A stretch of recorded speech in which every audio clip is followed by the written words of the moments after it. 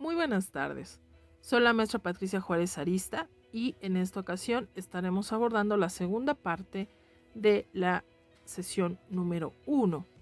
Como recordarás, la sesión anterior hablábamos sobre la importancia que tienen los datos y la forma en la cual nosotros los interpretamos. Decíamos que estos datos tienen cierta naturaleza, ¿no? Pueden ser datos con una lógica de nominales, ordinales cuando los ordenamos, de intervalo cuando los clasificamos en ciertos rangos, o de razón, por ejemplo, utilizando razones financieras. También decíamos que los datos pueden ser cualitativos o cuantitativos, ya sea que expresen alguna etiqueta, algún atributo, en el caso de los cualitativos, o que solamente sean valores numéricos, en el caso de los cuantitativos. Decíamos también que los datos pueden ser interpretados en una lógica transversal cuando se refieren a un solo punto en el tiempo, y también pueden ser utilizados para poder realizar proyecciones, y esto también lo usamos cuando hablamos de series de tiempo. Bien, en esta ocasión estaremos viendo que cuando nosotros recolectamos datos necesitamos organizar nuestras observaciones, y esto es muy utilizado, por ejemplo, en los estudios de mercado. Imagina que existe una empresa que va a realizar un estudio para saber cuál es la bebida que más se consume en un territorio. Bueno, para saberlo, necesita realizar una buena recolección de datos. Y bueno, esto se realiza por medio de encuestas. Aquí primero que tenemos la parte de la recolección de los datos, existen ciertas recomendaciones. Por ejemplo, tú sabes que en esta parte los cuestionarios son muy importantes para poder recolectar dicha información. Y es importante también reconocer que los cuestionarios tienen que ser lo más claros posibles y también tienen que ser muy atinados en la forma en la cual organizan sus preguntas. También es importante destacar que esos datos tienen que representar también a todos los grupos.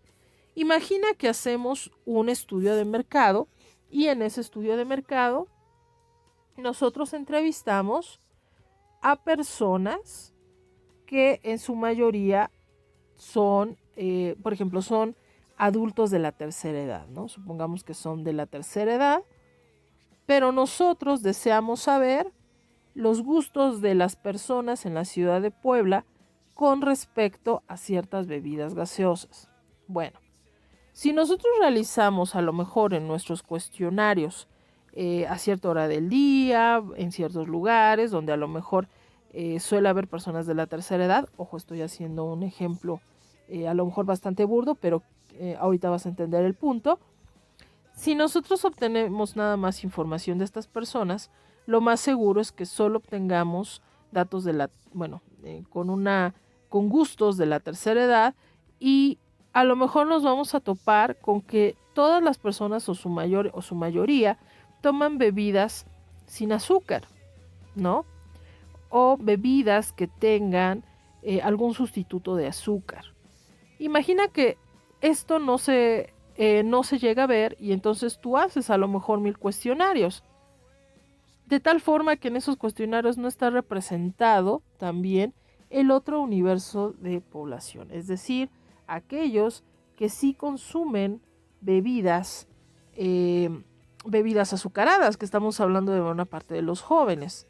Bueno, si yo llego con datos únicamente de personas en su mayoría de la tercera edad, porque supongamos que yo realicé mis cuestionarios en cierta hora del día, en un lugar donde suelen frecuentar estas personas, y no llego a otros lugares donde pueda obtener las respuestas de otras personas, bueno, lo más seguro es que yo obtenga conclusiones erróneas en mi estudio de mercado y yo pueda decir que a la mayor parte de la población le encantan las bebidas no azucaradas. Imagina esto lo que representa en dinero. Bueno, en dinero representa una pérdida total. ¿Por qué? Porque los datos que yo obtuve, todo el dinero que yo utilicé para realizar cuestionarios y pagar a gente, resultó que no fueron útiles a la hora de obtener mis conclusiones. De ahí que la recolección de datos sea muy importante. Y también que represente, decíamos, a todos los grupos. Siguiente, es importante también que yo encuentre datos a partir de observaciones o de registros. Y esto, bueno, es también muy utilizado. Por ejemplo, no sé, para tener cierta base de datos y encuestar a personas, pues se recurre muchas veces a registros de población. Pero también es importante que esos registros sean los correctos. También tenemos que es importante que nosotros utilicemos también datos del pasado para tomar decisiones del futuro. ¿Recuerdas que en la clase pasada decíamos y hablábamos sobre los datos de series de tiempo? Estos datos que tienen que ver con tendencias a lo largo del tiempo. Bueno, definitivamente los datos del pasado me ayudan a mí a tomar decisiones del futuro. Y esto también se utiliza en los estudios de mercado. Hay marcas que, por ejemplo, tienen una larga tradición porque también basan sus decisiones en lo que ha acontecido en años anteriores. Ahora, estos datos, cuando nosotros los ordenamos, son importantes porque nos ayudan a tomar decisiones. Por ejemplo, tenemos aquí estos datos de una muestra de 50 ventas de refresco, un poquito retomando el dato de las bebidas gaseosas. Aquí tenemos los 50 y a cada persona se le preguntó y bueno, cada uno nos dio una, pues su respuesta, ¿no? De entre a lo mejor 4 opciones. Bueno, imagina que tú eres una empresa que está por lanzar un producto de una bebida gaseosa. Obviamente a ti te interesaría saber cuál es el panorama de tu competencia o cuáles son los gustos de la población en la cual tú vas a comenzar a comercializar esa bebida gaseosa.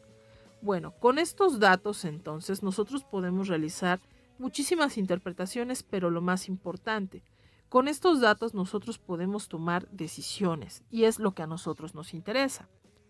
Por lo tanto, los datos, cuando nosotros los ordenamos de manera compacta y útil, por ejemplo, aquí podemos ver, después vamos a ver todo lo que podemos hacer con estos datos, al final a mí me pueden ayudar a tomar decisiones y también me pueden ayudar a mí a poder saber qué puedo mejorar para recolectar esos datos. En un último aspecto, también estos datos me pueden a mí a llevarme a cuestionar también la lógica de esos datos. Por ejemplo, ¿de dónde vienen estos datos? ¿No? Imagina que llega alguien que te asegura que a todas las personas les gusta tomar Coca-Cola. Bueno, sin duda, tú podrías decir, bueno, pero ¿en dónde fue aplicado el estudio? Esos datos son, ¿cómo fueron obtenidos? Bueno, todo ese tipo de preguntas son muy útiles. Por ejemplo, también saber si la fuente es tendenciosa.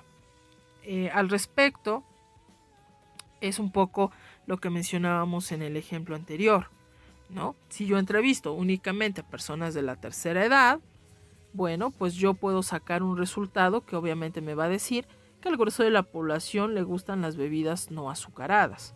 Cuestión que es bastante cuestionable si yo comienzo a preguntarme sobre el origen de esos datos, ¿no? Por ejemplo, dice, ¿es posible que exista interés en proporcionar datos que conduzcan a cierta conclusión más que otras? ¿Los datos apoyan o contradicen otras evidencias que se tienen? La información estadística tiene la ventaja de que puede ser interpretada de diversas maneras, pero también puede ser muy cuestionada.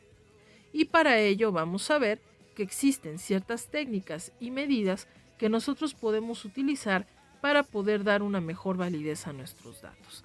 Sin embargo, aquí lo que me interesa que identifiques es que la forma en la cual yo obtengo esos datos es muy importante para poder validar los resultados que yo obtenga de algún estudio. Bueno, hasta el momento estaríamos dejando entonces la segunda parte de la sesión del día de hoy. La siguiente sesión